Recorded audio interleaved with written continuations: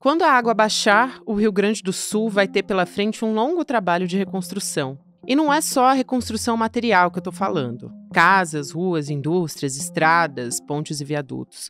Quando a água baixar, a população vai lidar também com as sequelas emocionais da maior catástrofe climática do estado. Durante as enchentes e o esforço para salvar as vidas, ninguém pôde parar e pensar.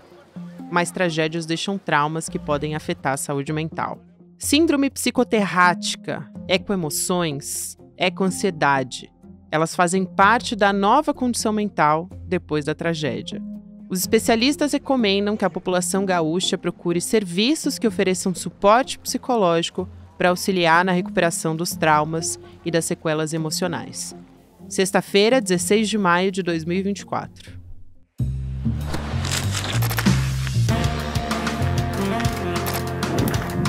Olá, seja muito bem-vindo, seja muito bem-vinda. Eu sou a Gabriela Varela,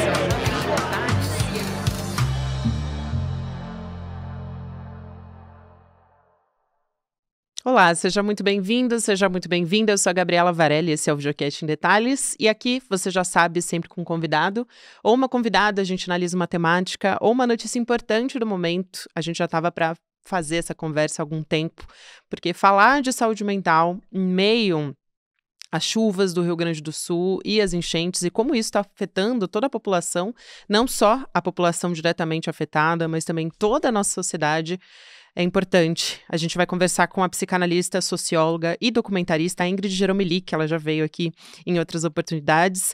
É sempre um prazer falar contigo, Ingrid. Obrigada por aceitar nosso convite mais uma vez, querida. Bem-vinda. Imagina, eu que agradeço. É sempre um prazer conversar com vocês. A gente sabe que é um tema muito difícil, né? Mas é um tema necessário para a gente debater. Então, obrigada, Gabriela, pelo convite e também por trazer esse tema que é tão importante para a gente discutir nesse momento, né? É importantíssimo, né? Porque quando na água baixar, a população pode ter que lidar, pode não, já está lidando, né? Inclusive com reconstrução de vidas e tudo isso.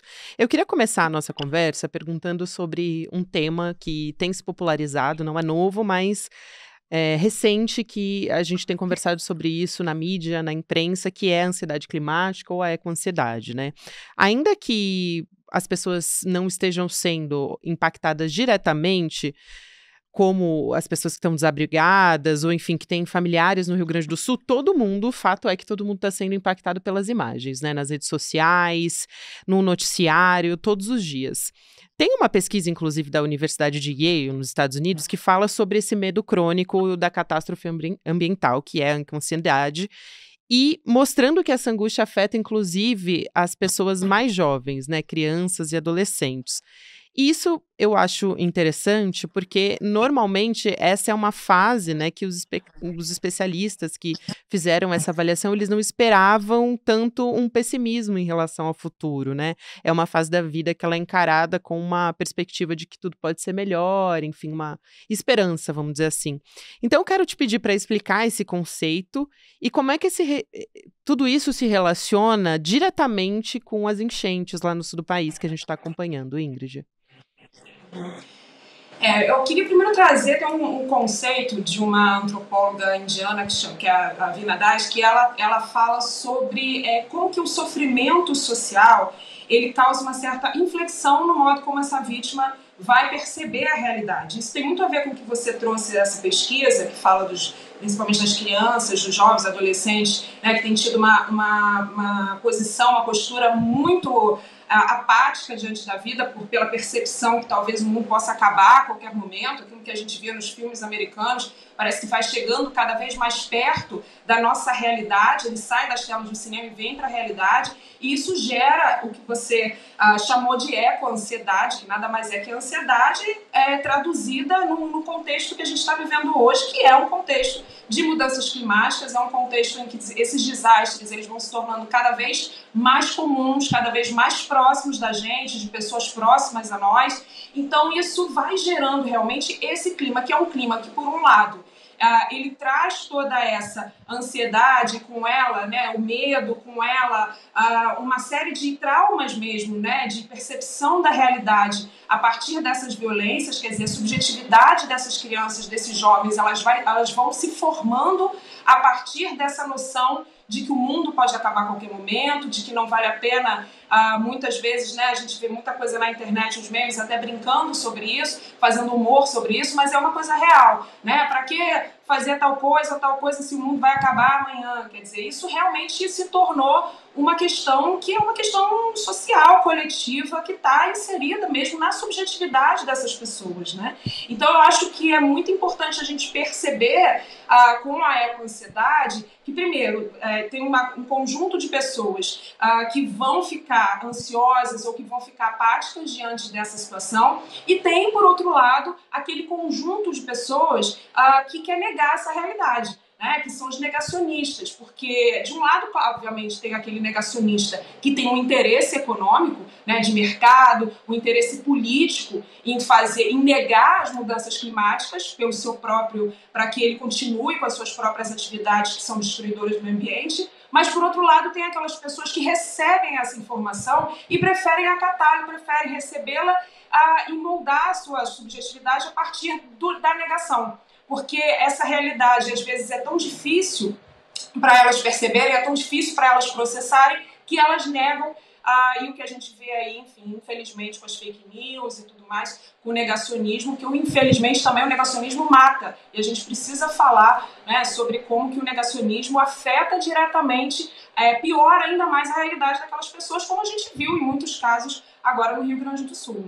Nossa, sem dúvida. E você toca em alguns pontos muito importantes, né? A apatia é muito ruim, de as pessoas, uma desesperança, né? De não ter o que fazer, a gente tá todo mundo perdido.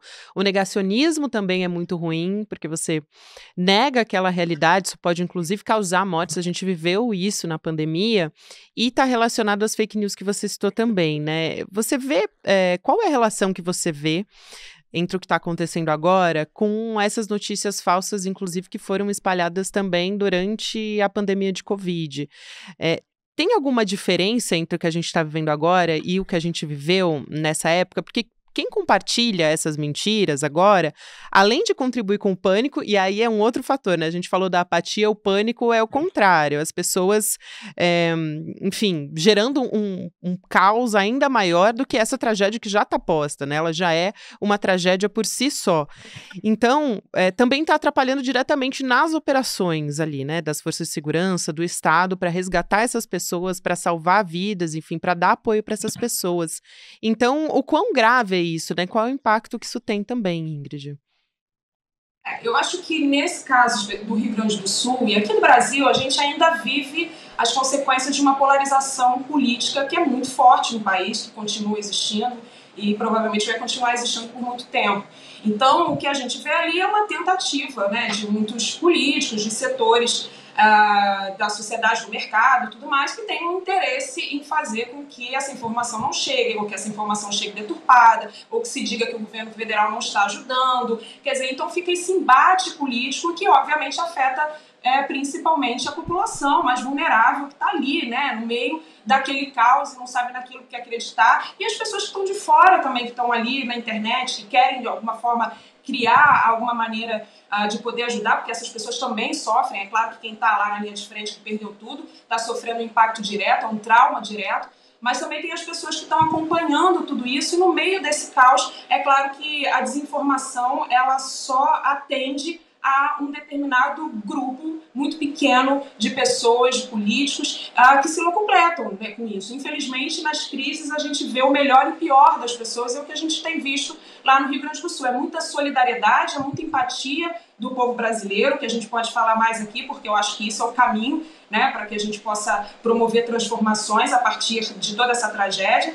Mas, por outro lado, você também tem aqueles que se completam, inclusive, financeiramente, né? Inventam campanhas e tudo mais, enfim. Então, a gente não pode correr esse risco, obviamente, de politizar essa situação, de politizar nesse sentido, da polarização.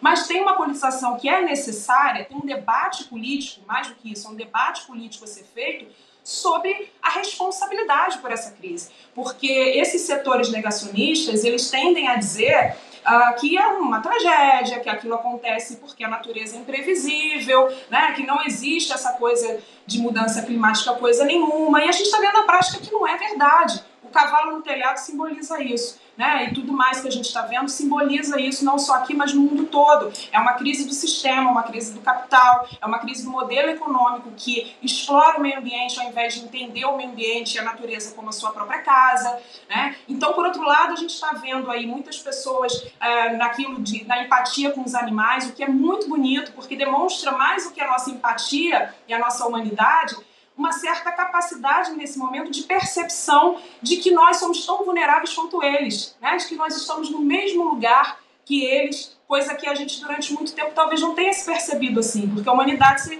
colocou em algum momento num lugar hierarquicamente superior aos animais, à natureza, e essas tragédias vêm para mostrar o contrário, né? Vêm para mostrar toda a nossa vulnerabilidade diante de tudo isso. Então é muito importante a gente tirar o debate dessa polarização das fake news e colocar o debate em termos de políticas públicas, em termos de mudança social, de que sistema político, de que sistema econômico a gente quer, né? Então, falando da responsabilidade, quando o Eduardo Leite flexibiliza uma série de condicionantes ambientais, de legislação ambiental, ele está colocando, né, a situação do clima ali nesse lugar, quer dizer, nesse lugar de uma possível tragédia. Então, quando a gente fala a tragédia como algo que parece que não é anunciado, mas foi anunciado, a tragédia já aconteceu, ela não acontece quando as chuvas invadem, quando as águas invadem o Rio Grande do Sul, a tragédia acontece quando você flexibiliza as leis ambientais em torno desse sistema, desse capital, né, que não vê a natureza como uma aliada, não vê a natureza como sua casa, mas como algo a ser explorado. Nossa, totalmente. E eu queria só trazer talvez essa comparação com a da pandemia, porque existia um contexto diferente ali. A gente estava vivendo num contexto de governo Bolsonaro, em que o próprio presidente, além de negar o que estava acontecendo, dificultou o acesso à população à saúde pública, às vacinas, enfim. Então, existia esse contexto também, né? Foi incentivado pelo próprio poder público, pela posição mais importante em conter tudo aquilo que estava acontecendo. Então agora a gente está vivendo uma atuação diferente e acho esse movimento interessante também, porque a extrema-direita, né, Ingrid, eu estava aqui refletindo sobre isso enquanto você estava falando, mas ela se move também e se manifesta e tenta captar as pessoas também por meio do medo, né, dessa dissonância cognitiva e do medo também. E nesse momento, o aquecimento global, que é uma das ferramentas que a extrema-direita usa negando que ele exista, nesse momento não tem como negar, porque é isso, a gente está tendo o acesso a essas imagens o tempo inteiro, então é um movimento contrário, né? Para a extrema-direita, ela se fortalece com o negacionismo à medida que ela nega o aquecimento global, mas nesse momento ela não tem como negar que isso está acontecendo, então acho que também está acontecendo de uma forma diferente também, como esses agentes da extrema-direita estão tendo que lidar nesse contexto com tudo isso, né? Eu acho que ainda tentam, assim, o que eu vejo muito nas redes sociais é uma tentativa de negar, dizendo, olha, no Rio Grande do Sul já teve algo parecido lá em 1941, querendo ligar essas situações como se fosse algo comparável, obviamente não é, né? E a gente não só fala do Rio Grande do Sul, mas nesse momento isso está acontecendo no mundo inteiro, de diferentes formas. E é claro que existe ali uma tentativa, na verdade, da negação, no sentido do apoio do governo federal, né, do poder público. Então, sempre uma tentativa de diminuir a importância do Estado nessas situações, quando o Estado, a gente vê que historicamente ele tem uma importância fundamental na reconstrução, né, de qualquer localidade, país, cidade, enfim, depois de uma tragédia. Então, eu acho que é muito nesse sentido, quer dizer, a extrema-direita, ela não atua em torno de um Estado forte, ela atua em torno de interesses espúrios de um determinado grupo do capital. Né? Então, acho que nesse momento existe um certo conflito, mas eles ganham justamente nessa desinformação, nessa incapacidade ali, eles jogam tantas coisas que a gente é incapaz ali, às vezes, de entender o que está realmente acontecendo, qual que é realmente a verdade. Né? Então eles têm ainda, eu acho que a extrema-direita ela já se colocou claramente em que posição ela está. A posição dela é a defesa desse grupo para que se continue as coisas acontecendo da mesma forma. A gente fala de uma nova realidade, né? Como fala, eu lembro da Covid, né, que falava muito disso, mas a gente tem aqui uma nova realidade, um novo normal, né? Mas esse novo normal, a gente não pode cair nessa esparrela da extrema-direita, desse novo normal, na verdade, é um velho normal. É um velho normal em que você tem a mesma flexibilização, como eu falei, das leis, né? Essa coisa de passar a boiada, como o Ricardo Salles falou na época do Bolsonaro. Aí, com um plus a mais nesse momento, que é agora instalada uma nova modalidade de medo de morrer. Quer dizer, se antes a gente já tem tantas vulnerabilidades, agora é mais uma delas, que são as tragédias. Isso no país como o Brasil, né, que durante muito tempo a gente dizia, olha, como o Brasil é abençoado, que o Brasil não tem essas tragédias que a gente vê no mundo, terremotos, furacões, etc. E isso está acontecendo agora, está acontecendo aqui na nossa casa, para mostrar que não é bem assim que acontece. Quer dizer, não é porque o Brasil é abençoado, porque se a gente destrói o meio ambiente, as consequências estão colocadas na mesa e vão ser cada vez mais colocadas conforme a gente continuar destruindo. Então a extrema-direita, acho que continua assim, tentando fazer esse discurso, mas ela deixou ali clara a sua posição de defesa desse sistema econômico, desse grupo, desse modo de vida, que é um modo de vida de exploração, que nega as mudanças climáticas justamente para continuar explorando e continuar, né, através dessa produção que a gente sabe que, enfim, ela vai destruir não só o meio ambiente, mas destrói a nossa própria capacidade de existir, né? Nossa, sem dúvida. E é uma estratégia, né? Uma estratégia em meio ao horror, enfim, é extremamente cruel. Mas eu quero trazer aqui também esse movimento de solidariedade que está surgindo por parte das pessoas, e acho que vem um pouco disso que você comentou, né, Ingrid, das pessoas se identificarem, olharem para isso e pensar, meu Deus, podia ser eu, podia ser alguém da minha família. Então isso gerou não só nas redes sociais, mas um movimento muito grande por doações e as pessoas querendo fazer alguma coisa por quem está ali. Mas tem um movimento natural que acontece em todas essas tragédias, vamos dizer assim, não gosto de usar tragédias porque parece que foi um movimento da natureza e a gente sabe que não foi, né? Mas todas as pessoas, elas ficam voltadas para isso por um tempo e aí acaba. Isso aconteceu em Brumadinho também, aconteceu em Mariana. Então, o que acontece, eu quero te perguntar aqui, talvez trazer uma reflexão sobre isso, quando essa solidariedade acaba? Porque a gente não pode despolitizar, e você fala sobre isso muito bem, tudo isso que está acontecendo, e falando aqui na contramão do que tem sido dito, inclusive, sobre políticos que estão ali envolvidos diretamente nessa história, né? Porque além da necessidade de responsabilização, e o momento é agora, com certeza, mas como é que a gente muda essa cultura de não agir só quando a coisa acontece? Então, enxugar gelo, em setembro a gente teve também enchentes no Rio Grande do Sul, que não teve essa proporção tão grande quanto está tendo agora, mas que já dava sinais de que isso ia continuar, já estava dado, né? Então, como é que a gente investe recursos para que essas coisas não aconteçam, enfim? Mas como é que muda, né? Muda-se essa lógica. Talvez é uma pergunta difícil, eu acho, mas eu queria trazer essa reflexão aqui contigo. Não, então, eu acho que tem uma coisa que é muito necessária nesse momento. Você fala uma coisa que eu acho que é muito importante. Porque nesse momento de crise, você tem toda uma organização social, coletiva, em torno de tentar mitigar, pelo menos diminuir ali, né, aquele sofrimento.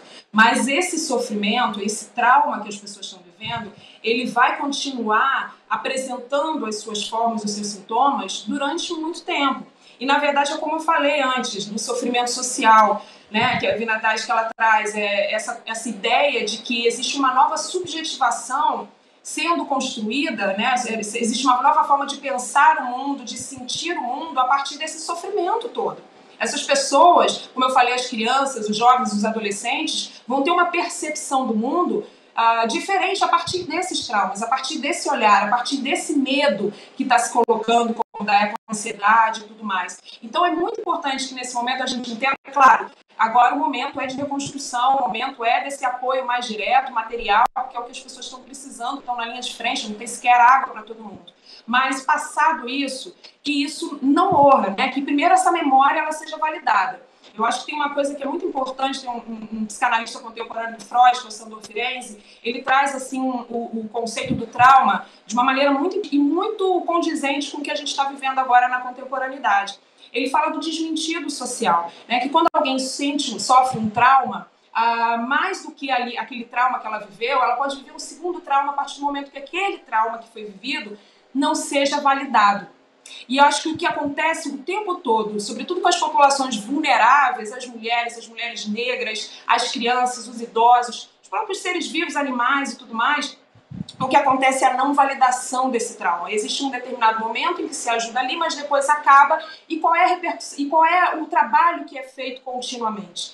Então não dá para você fazer, por exemplo, um trabalho de saúde mental somente no pós-trauma, no pós-desastre. Mas antes dele, e na prevenção, e no trabalho de uma nova possibilidade comunitária de existir, porque essas pessoas estão perdendo a percepção do próprio senso de comunidade, do que nos une, e a gente sabe que a gente é o que a gente se percebe como a gente se percebe, a partir do outro, a partir do local onde a gente vive. Então essas pessoas estão perdendo mais do que as coisas materiais ali, que já são muito importantes para a sobrevivência, mas elas estão perdendo a sua memória, elas estão perdendo o seu elo com o mundo. Então, assim, é muito importante a gente entender que esse trabalho é um trabalho contínuo. E não adianta ser um trabalho de enxugar gelo, que, olha, a cada desastre que tem, você leva todo mundo, faz uma política de saúde mental, medicando aquelas pessoas, dando remédio antidepressivo, e aí dali a vida que segue e cada um vai tentar resolver da sua forma. Não! A gente precisa usar esse momento para resolver essa situação. Primeiro, para a gente sair daquela empatia, como a gente falou, sai da empatia e sai da negação. E a gente entra numa terceira via, que é uma terceira via de ação, que é a gente entender esse momento como um momento coletivo de organização dos vulneráveis, que somos todos nós, para que a gente possa repensar essa realidade. Uma realidade econômica diferente, uma realidade social diferente. Então, eu acho que é fundamental a gente trabalhar essa perspectiva do desastre a partir de uma nova concepção comunitária, um fortalecimento do senso de comunidade para tudo, né? Não só em relação a esse desastre, mas em relação ao país que a gente está querendo reconstruir, né? Para a gente não cair nessa depressão, que é uma depressão cívica, uma depressão social, por um mundo que está cada vez mais inseguro para todos nós. E tem a questão também, Ingrid, das pessoas diretamente afetadas, impactadas ali, né? Como é que fica a saúde mental dessas pessoas? Eu queria te ouvir um pouco sobre isso, porque tem as vítimas, tem os trabalhadores também que estão atuando ali horas e horas por dia, os especialistas que estão acompanhando essas pessoas, inclusive dizendo que muitas já estão dando sinais de burnout, porque são muitas horas de trabalho exaustiva. Então, o que vem depois também, né? Porque como que fica a saúde mental das pessoas em situações de emergência, em situações de desastres, porque muitas vezes não existe uma rede de atendimento continuada do ponto de vista da saúde mental. Então, daqui a 2 meses, essa pessoa pode apresentar algum tipo de trauma que está relacionado a isso que ela viveu e não necessariamente ela vai atrelar, ou a pessoa que vai atender ela não vai atrelar o que ela viveu. Enfim, eu acho que é muito importante também a gente trazer esse aspecto aqui na nossa conversa, né? Não, eu acho, sem dúvida. É o que você falou. Por exemplo, a gente tem falado muito de transtorno de estresse pós-traumático. Na maioria desses casos, muitos acontecem 1, 2, 3 anos depois. Não há como se prever, né? E às vezes não tem um nexo causal. Não é porque começou uma trovoada que eu vou achar que vai acontecer de novo. Não, às vezes esses sintomas eles vão enfim, se desenrolando de diversas maneiras, dependendo da vida daquela pessoa. Por isso que é muito importante que tudo aquilo do campo do indizível nesse momento, seja dito, seja processado, seja pensado, seja debatido, não caia no desmentido que eu acabei de falar do Firenze, né? Não caia na não validação. Essas pessoas precisam ser validadas nessa dor e nesse trauma, e é preciso ver que algo está acontecendo de fato, porque para além do acompanhamento psicológico, psicanalítico, enfim, que essas pessoas vão ter que fazer, que é necessário fazer, aí envolve política pública, aí envolve acompanhamento pelo SUS, aí envolve a OMS, por exemplo, já tem falado da saúde mental, ela está inserida, por exemplo, nessas discussões climáticas, então tem uma relação direta entre isso, e em todos os casos onde se coloca qualquer política de desastres, tragédias, tem que estar relacionada aí também o trabalho, né, da psicologia, da psicanálise, da saúde mental como um todo. Então isso é fundamental a gente pensar enquanto política pública mesmo a longo prazo, não só, como eu falei, na pós-desastre, mas durante o próprio trabalho de prevenção. A gente, há anos atrás, a Defesa Civil, por exemplo, orientava que não fosse conversado com as pessoas nos casos de prevenção sobre a possibilidade de verdadeiros desastres, porque achavam que isso causava ali um certo pânico, né? E hoje, claro, isso já está defasado e as pessoas já conversam na previsão sobre essa possibilidade mesmo de perder vidas e tudo mais. Então a gente vai mudando, né, essa forma de lidar com essas situações conforme elas vão acontecendo, a cultura vai mudando, mas é fundamental a gente, como eu falei, pensar em termos de política pública de saúde mental voltado para isso, não só no pós, mas na prevenção. E também que, obviamente, a gente veja isso como uma questão que tem que estar atrelada às mudanças sociais do Estado. Né? Não adianta você passar por tudo isso e depois ver que o Estado está desmontando a política ambiental, porque cai justamente nessa sensação de precariedade na minha vida. Né? Enquanto os podem sair de uma enchente e recomeçar a vida deles, isso não vai alterar tanto, para quem vive na precariedade, ele perde tudo, perde a sua própria senso de direção, de existência no mundo. Então é muita coisa. Por isso que toda vida tem que ser tratada, né, na importância que ela tem. Já começar por isso, porque no sistema que a gente vive, as vidas são tratadas de forma diferente. Né? Tem vidas com mais valor, vidas às vezes com valor nenhum. E isso, obviamente, impacta muito diretamente a percepção que essas pessoas têm do mundo, a percepção que essas pessoas têm da sua precariedade na vida, e isso vai afetar, naturalmente, a sua saúde mental. Não é à toa, se a gente for ver, por exemplo, os casos de suicídio entre a população indígena, ela é 10 vezes maior que a população em geral do Brasil. Isso mostra exatamente o quê? Essa vida é precária. Essa vida, ela não tem, né, o devido valor nessa sociedade que a gente vive. Uma vida que dos povos originários, da ancestralidade, da relação com a natureza, qual a importância que essa vida tem? Nenhuma. E isso está diretamente ligado aos casos de suicídio, no caso da população indígena, como a gente vê.